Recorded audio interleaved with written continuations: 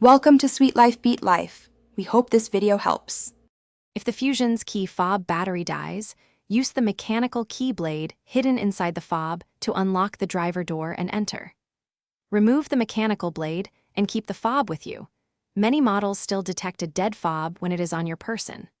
Sit in the driver's seat and close the door, then locate the push-button start or the small emergency slot near the steering column or cup holder area as described in the owner's manual.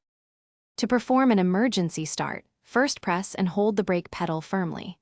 With the brake depressed, place the dead key fob directly against the center of the push-button start or the marked reader area. This creates a proximity pulse that the system can read. While holding the fob to the button, press the start button once. The engine should crank. If it does not, release brake and wait 5 seconds. Then repeat the placement and press the start button again while holding the fob to the reader.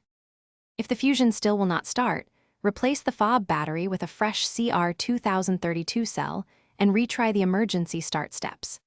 If replacing the battery is not possible or the vehicle fails to respond after 2 attempts, contact roadside assistance or a Ford dealer.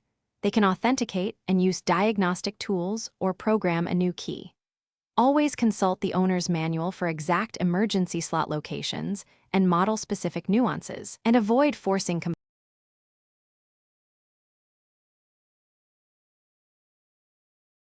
Thanks for watching.